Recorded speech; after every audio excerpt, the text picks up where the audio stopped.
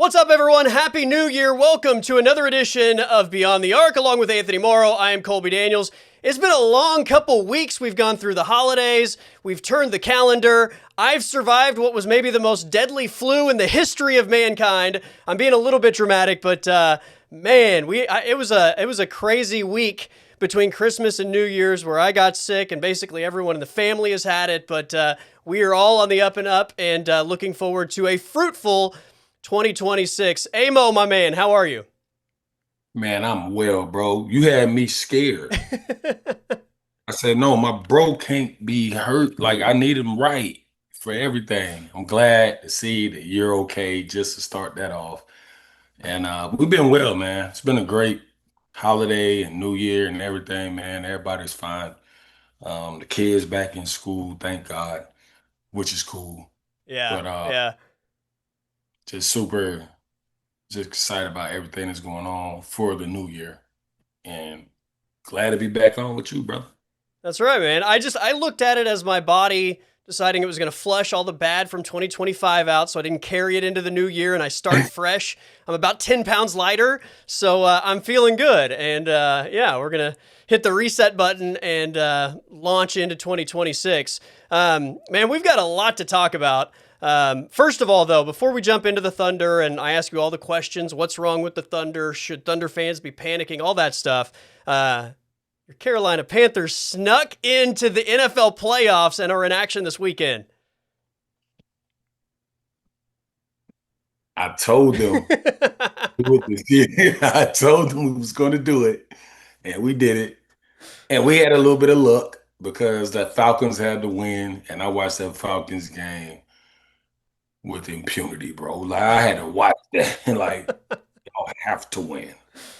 And I was with some of my guys that's Falcons fans from Atlanta, and we had a good. It was good. I almost wore my Deion Sanders jersey for real, and I never put that on. There you go.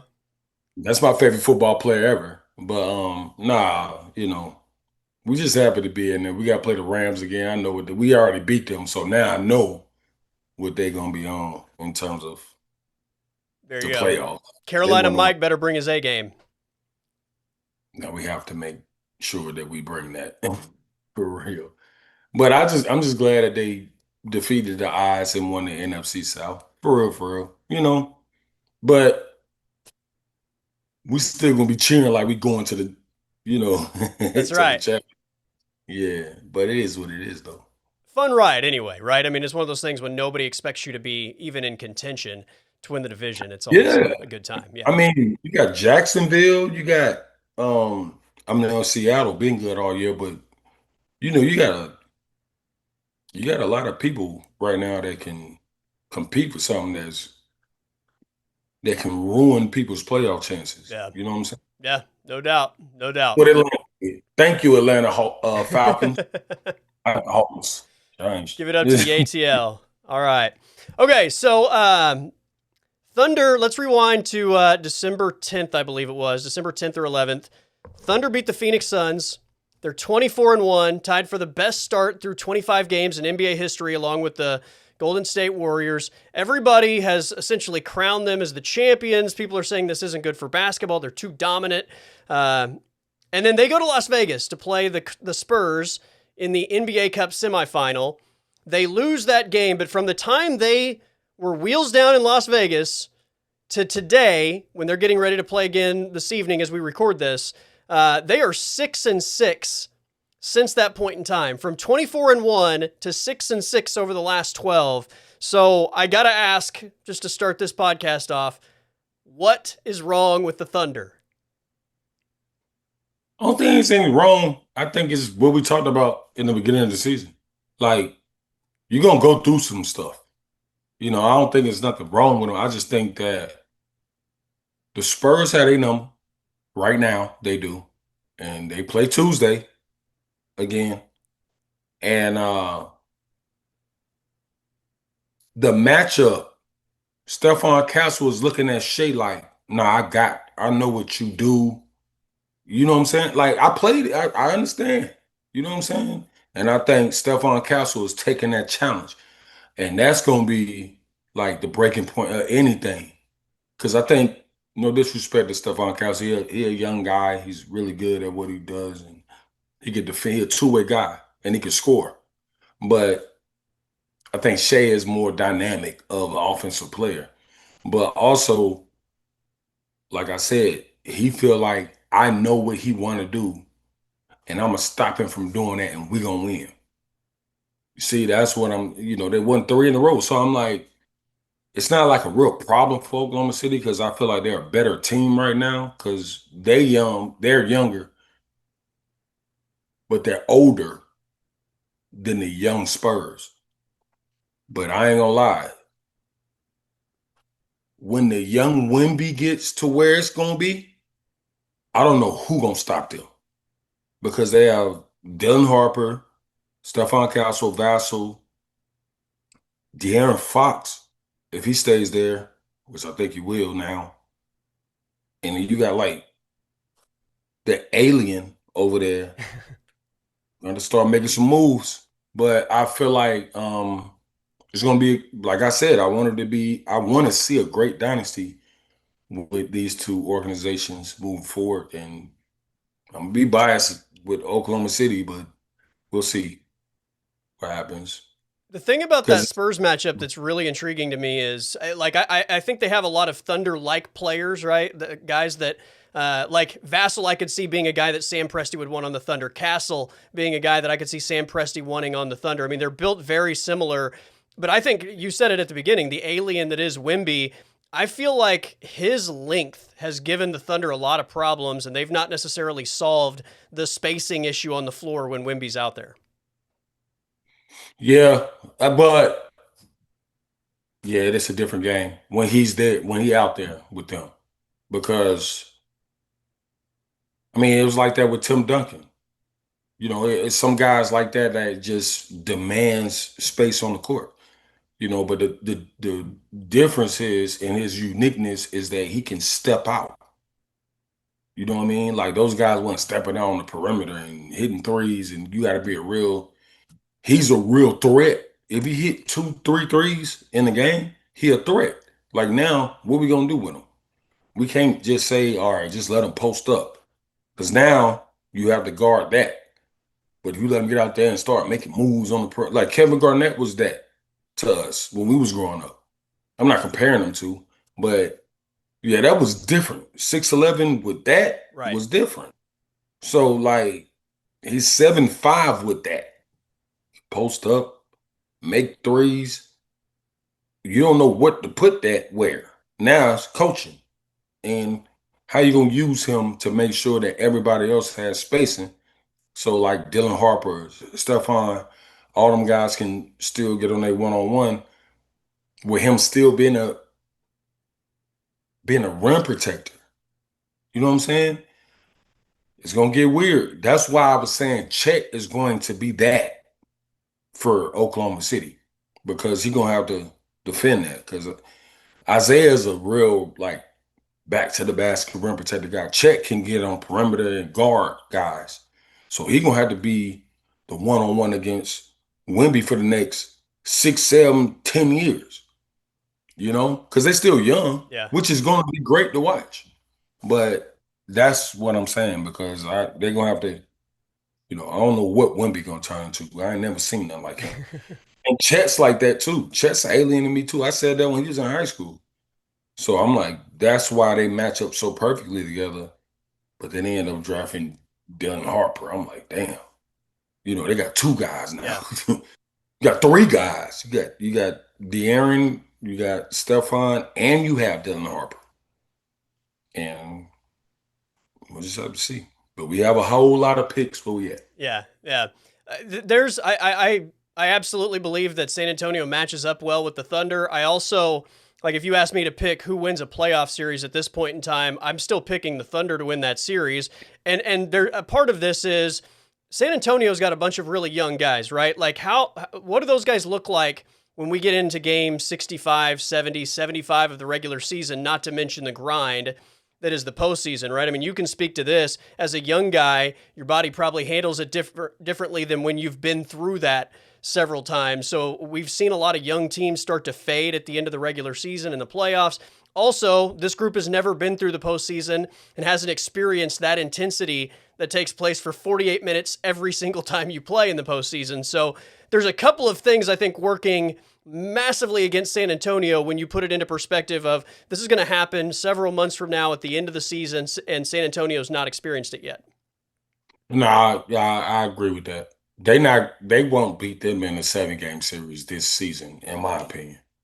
Um, but I'm speaking to the future of For what's sure. going on. But right now, they can't beat them. Like nobody in the West, other than Denver, can give them a chance to beat them. I had the Clippers in there a little bit earlier, but they have it's too Kawhi dominant at this point, and availability for them is not working. But like I really have OKC getting to the finals, and I would go 7 games against Denver. I don't think the Spurs ready for that. But next year, if De'Aaron stays there, the alien continues to get stronger, and these guys just continue to mesh and play well up under that coaching staff and under that organization, it's going to be scary for a Yeah. lot of people, like for real. And that's out the West. Like, it'll come into fruition. But I will say this about the Thunder: they're not going nowhere anytime soon. And I love um, what Mark's doing over there. Shout out to Mark.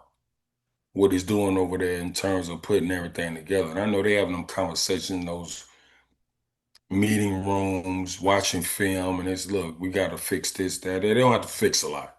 Like some teams got to fix a lot. Yeah. They don't have to, you know, and it'll be okay. But that's what I always said about Chet. Like if Chet can turn into a version of a rim protector and a two-way guy, that's going to change everything over there. And they already did it. He already doing it. I'm not saying he's not doing it, but if it can be elite like that, that's Hall of Fame type stuff. I thought he was when he came out of school. I was like, when I saw him in high school, I'm like, he's the different person for them. Shea is Shea, J Will. All the other guys know their role. Don't get me wrong, because they all do everything. Everybody's their Michael Jordan, they role. But Chet, you got to be like Kareem Abdul-Jabbar right now of your role. You know what I'm saying? Yeah. If they gonna be coming at y'all every year, because they already got your number. That's right. That's And all that said, I mean, I favor the Thunder in the postseason, but that doesn't mean it's a guarantee. And I would say Tuesday's matchup feels enormous, right? San Antonio's already beat them 3 times this year. They've got 2 more matchups. This one's in OKC. They'll play again, I believe, in February in San Antonio. So you're going to have 5 matchups between these teams in the regular season. But if you go down 4-0, I thought the Thunder already looked very frustrated on Christmas Day with that San Antonio matchup, and the body language I thought told a massive story. You lose another one, especially on your home floor, the mental aspect of this rivalry, I think, just gets even greater. absolutely. And I'll tell you the key and the key is Stephon Castle. Like he does so much that a lot of San Antonio games don't come on TV like that unless Wemby's playing. And I told people, I said, look, Stephon Castle, you can watch the game if you know basketball. He changed a whole game on both sides of the floor. 6'5" point guard, 2 guard, and he want the smoke. He want the matchup with Shea. And Shea know it now. You know what I'm saying? Because it's the media, it's us talking, it's them, and they're like kind of counterparts, like they around the same age. And I'm like, now you see, you know what I mean, who the Green Goblin is now. He own you. You know what I'm saying? He know he own you too, because he's talking about it. You know what I'm saying? Like he own you now. Cause he like, okay, he the MVP. Shay 6'5", 6'6". Stephon 6'5". We don't get the same attention they get. He's on that. You know what I'm saying? I can see it when they playing. I see what he's saying. We read people mouth, pause like we see it. He's on them. And I'm not in a bad way, it's a competitive way. And he's their real leader to me over there with the Spurs. And he like, we got to be like that with all of them. Like all of them, bro. You know what I'm saying? Yeah. And that's the thing, and that's why I said last episode we spoke. I was like, I think they really feel like they can beat them in a 7 game series. I don't think they can this year, but I feel like they feel like that confidence to Yeah. beat them. 100%. So 6-6 in the last 12. Three of those losses to San Antonio. They lost to Phoenix earlier this week on a Devin Booker buzzer beater. Then they lost to a not very good Charlotte Hornets team at the Paycom Center. And you got to give Charlotte a ton of credit. I mean, they hit some shots in that game that were just insane, like the LaMelo Ball shot in the corner where he's falling out of bounds on one toe. Like sometimes teams just have it going, but I also kind of get a sense that the Thunder don't really seem like they're themselves right now. They seem a little bit on shaky legs, so to speak. I mean, their mentality doesn't seem to be in the same place that it was a month ago, and I would also argue that might not necessarily be a terrible thing, right? To have a little adversity as opposed to mowing through everybody for the entirety of the regular season. Mark Dagnall says it all the time. You don't get better, or you get much more you get more improved through the losses. You learn more through the losses than you do the wins. Yeah, nah, that's it's 82 games, bro. Like, it's no way, and I'm not saying it's a bad thing, but it's no way that you're not going through some adversity. Right. Like, it's so much that goes on with players, organizations, coaches. Like, and I'm not saying they're in a bad space, but some of the things that was working earlier in the season is not going to be working going into All-Star break or after All-Star. You know what I'm saying? Right. And it's nothing wrong with that. I mean, you playing against the best. It's 450. This is it. It's the best players in the world. So I mean, it happens, and I don't think it's nothing wrong with it at all, because I think they will still end up in the finals, and we're not in the locker rooms or in the meeting rooms or in the film rooms to really understand, like, okay, what do we need to fix, or who's really playing through pain and hurt, or who's going through something in the life of them. Like, it's just a lot of stuff that changes everything over 9 months or eight Preach. months. Right. It's real talk, bro. So Absolutely. I'm like,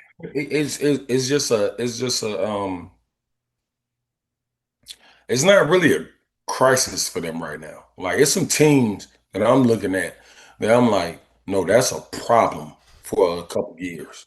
You know what I'm saying? Like, with them, it's like, all right, we'll fix this, we'll fix that, play him more, put them on the bench more, play this, play that, let's run this, let's run that.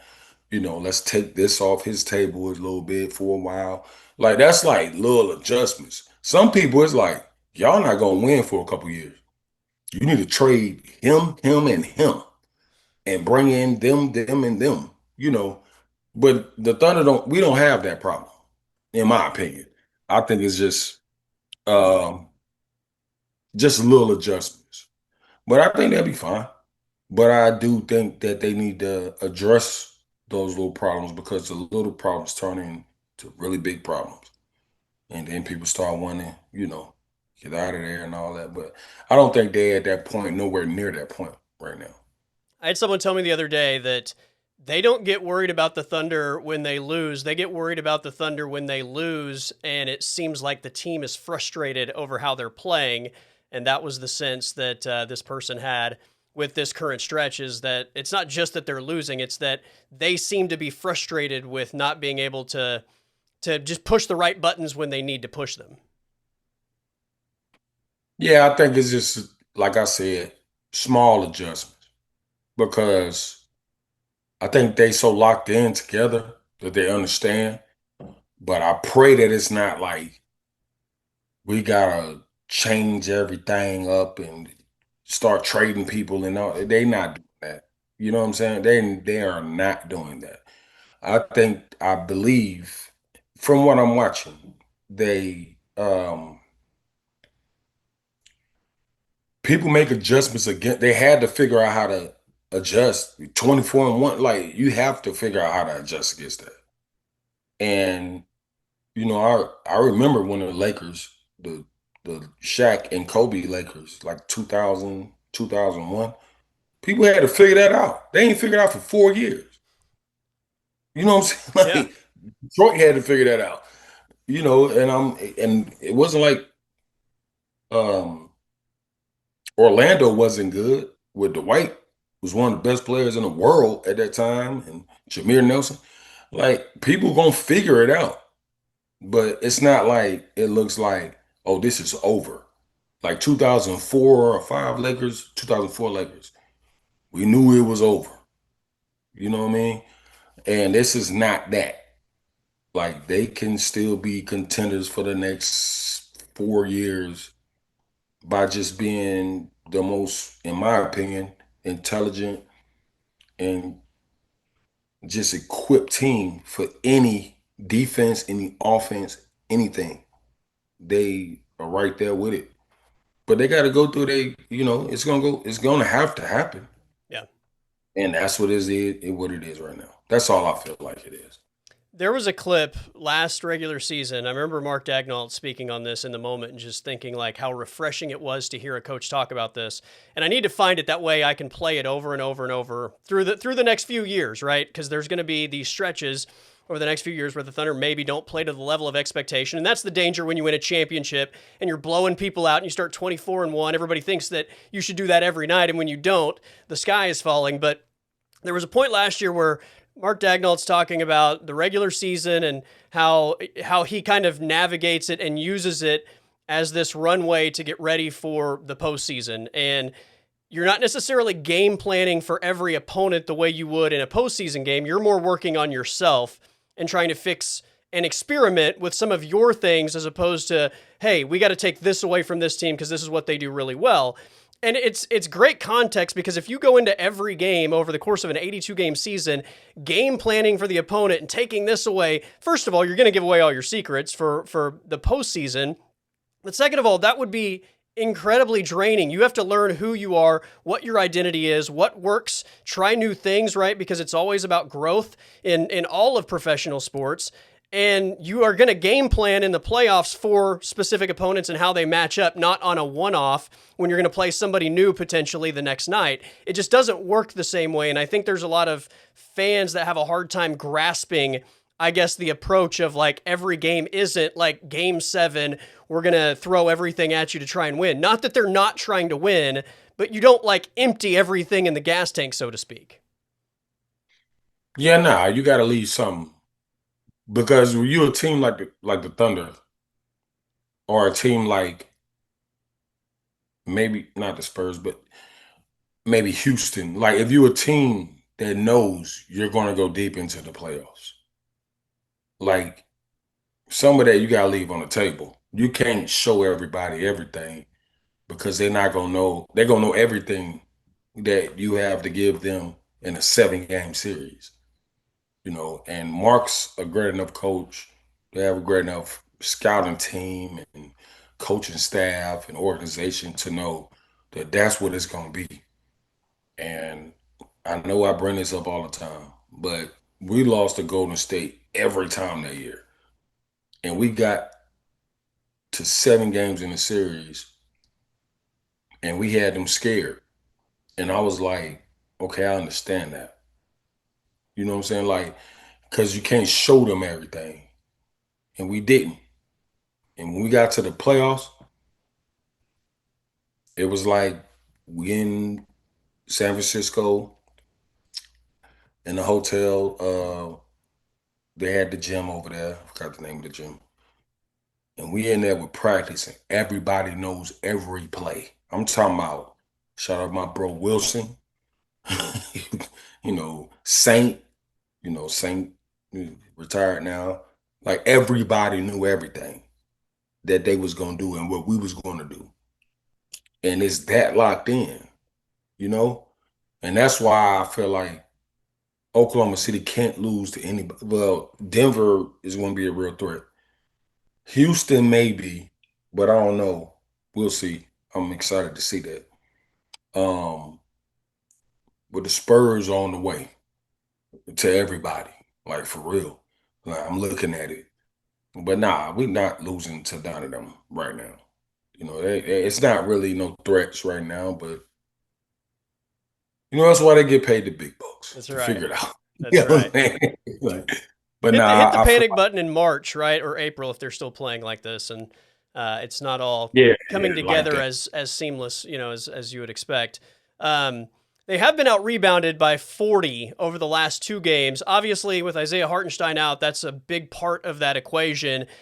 Chet the other night said that he needs to take it as like a look in the mirror type of moment and step up in that way, and he's a big part of that for the Thunder. But rebounding clearly while Hartenstein is out is going to be something that they're going to have to focus on.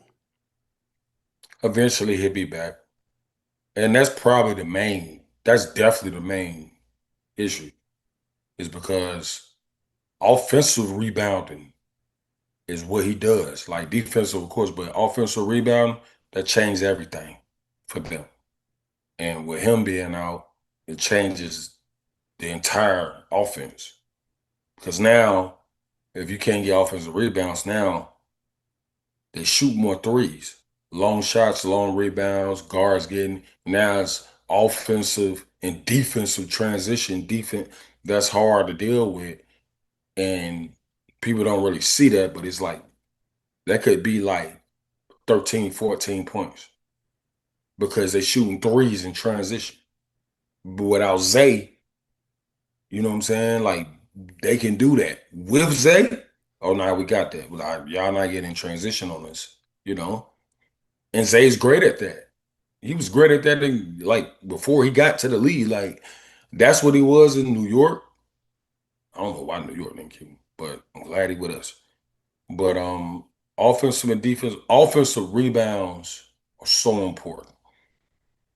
And I train kids. I have a training company, and we'll put drills in, where you have to offensively rebound. Because I'm like, this will get you paid forever. You think you got to do all these moves and step backs? No. I'm like, look at Isaiah Hartenstein. Look at Zay. You know what I mean? Like, it's affecting them that he's not available right now. He'll be back. They'll be fine. I don't, but it's not like they traded him, or nothing. He won't get traded, I don't think. But yeah, that affects your team a lot. Like Steven Adams was that for us when I was there. And he's that, wait, Houston? What's Steven? Yeah, Houston. Houston. He's there for them. He's getting a little older, but he was there for us in his prime. And I'm like, he saved us a lot of games, bro. Like he was, Ennis Cantor. Ennis was like that Yeah, too. Ennis was a great offensive rebounder. Hell yeah, for real. And it's just I think that now they're going through a little bit of the injuries and some of these guys um, just banged up a little bit maybe, and they're not saying nothing. But Zay being out is really that, you know. But I mean, they'll be fine. It's just gonna be a matter of time before they. This is adversary at its best.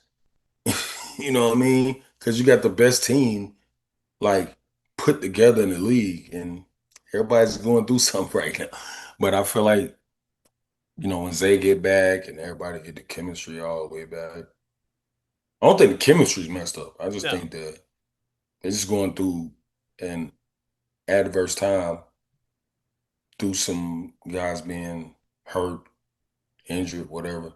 And then guys will be back, and then they'll be back on the same page. Versus teams that's like, we want to trade this person that they can't get through or figure out.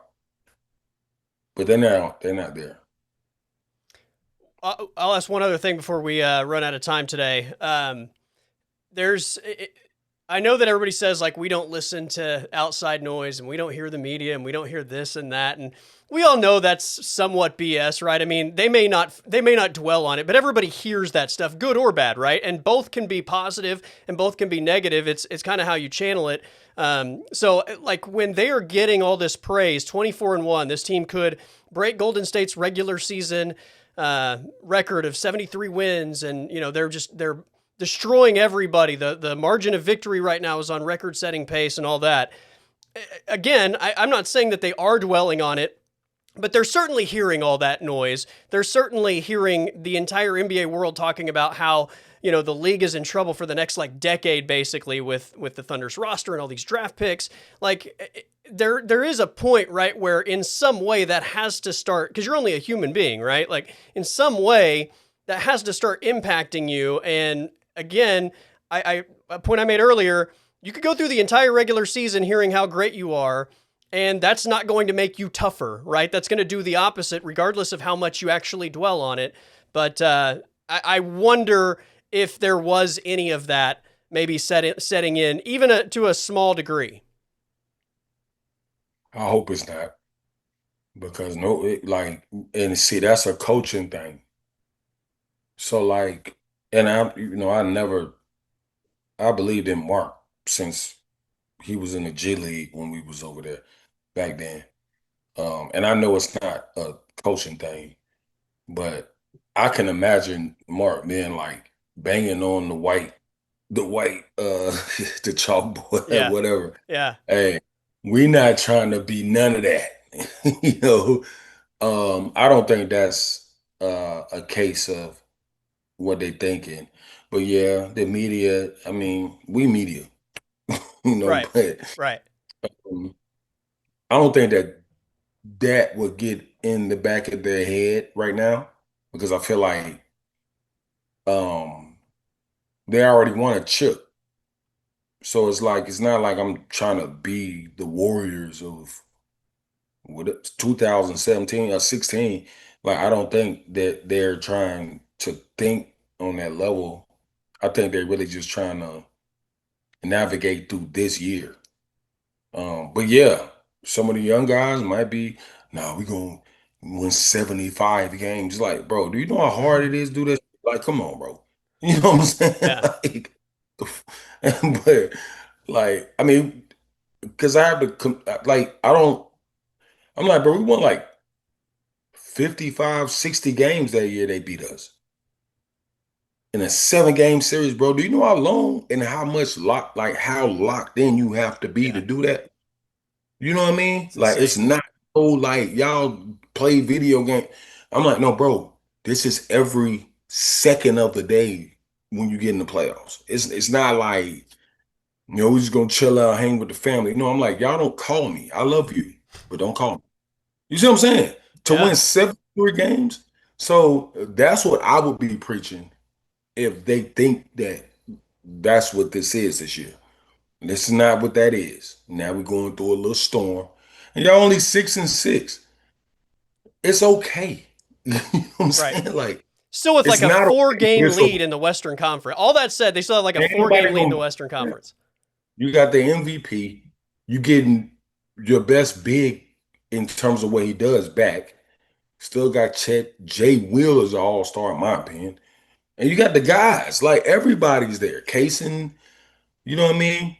Everybody's there. And I'm like, it's not that serious unless it starts growing and festering with everybody. Like, we should win these games. I'm like, no, bro, don't think about that. I don't know, bro. You got two of the greatest shooters ever outside of me. No.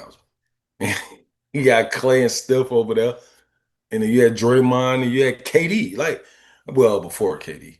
But I'm like, no disrespect to my brother, I want him to get mad at me.